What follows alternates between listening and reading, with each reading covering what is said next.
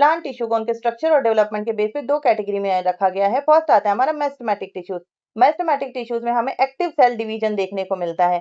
ये डिवीजन जो है वो माइटोसिस सेल डिवीजन है और ये बहुत ही रैपिड और कंटिन्यूअसली होता रहता है और ये हमें प्लांट के ग्रोथ एरियाज में देखने को मिलेंगे।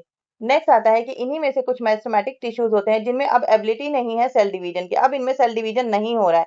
वो सेल क्या करते हैं कि स्पेसिफिक फंक्शन प्लांट में परफॉर्म करेंगे। ये क्या, अब इनका काम है स्पेसिफिक फंक्शन करना। तो इन स्पेसिफिक फंक्शन के लिए इनका स्ट्रक्चर जो होता है वो भी चेंज हो जाता है और इन्हें कहते हैं हम परमानेंट टिश्यू। अब परमानेंट टिश्यू को उनके स्पेसिफिक फंक्शन स्पेसिफिक स्ट्रक्चर के लिए दो कैटेगरी में रखा गया। फर्स्ट आता है हमारा सिंपल और सेकंड है कॉम्प्लेक्स। सिंपल का मतलब है कि इसमें एक ही टाइप के सेल्स इन्वॉल्व होंगे। इसमें फर्स्ट आता है पैरेन्काइमा। पैरेन्काइमा की जो सेल वॉल होती है वो थिन होती है। ये मोस्टली स्टोरेज का काम करते हैं और ये लिविंग सेल्स होते हैं। इसके अलावा ये फोटोसिंथेसिस का भी काम करते हैं, यानी कि अगर ये प्लांट के लीव वाले पार्ट में होंगे तो वहां पर क्या होगा, इनमें क्लोरोप्लास्ट होगा और वहां इन्हें कहेंगे क्लोरेन्काइमा। और ऐसे ही आपने कुछ प्लांट्स देखे होंगे जो कि वाटर में क्या करते हैं, फ्लोट करते हैं। वो फ्लोट करने का रीजन क्या है कि उनके पैरेन्काइमा में बहुत ज्यादा जो अंदर का एरिया होता है ना, वहां पर एयर स्पेस होता है। एयर स्पेस होने की वजह से वो प्लांट काफी लाइट वेटेड हो जाता है और लाइट वेटेड होने की वजह से वो वाटर के ऊपर इजिली फ्लोट कर सकता है और इस पैरेन्काइमा को कहते हैं एरेन्काइमा।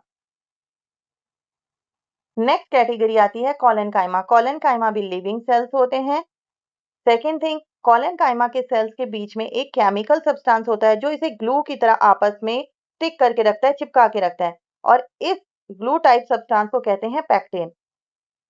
ये पैक्टिन इन सेल्स में फ्लेक्सिबिलिटी लाता है और ये प्लांट के स्टेम पार्ट या फिर टेंड्रिल पार्ट में देखने को मिलता है, जिसकी वजह से जब ये स्टेम या टेंड्रिल मुड़ते हैं तो इनमें फ्लेक्सिबिलिटी आती है और ये टूटते नहीं है। नेक्स्ट इसकी कैटेगरी में आता है स्क्लेरेन्काइमा। स्क्लेरेन्काइमा जो होते हैं वो डेड सेल्स होते हैं।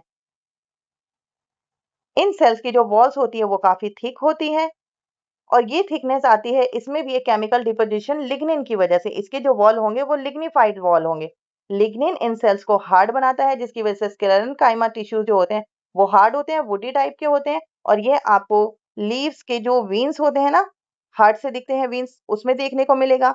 ये आपको स्टेम में देखने को मिलेगा। ये आपको जैसे नट्स वगैरह होते हैं, जो आप अखरोट खाते हो, पिस्ताशियो पिस्ता खाते हो, उनकी जो आउटर कवरिंग होती है वो भी स्क्लेरेन्काइमा होती है। जो कोकोनट होता है उसके बाहर का जो भूसा होता है, ठीक है, जो वुडी टाइप का उसका जो कवरिंग होती है वो सारी क्या है, स्क्लेरेन्काइमा है। जितने भी सीड्स होते हैं, सीड्स के ऊपर की जो कवरिंग, हार्ड कवरिंग होती है वो भी स्क्लेरेन्काइमा की है। और डेड टाइप के होने की वजह से ये क्या करती है, लिग्निन इनको स्ट्रेंथ देती है और इसे स्ट्रॉन्ग बनाती है।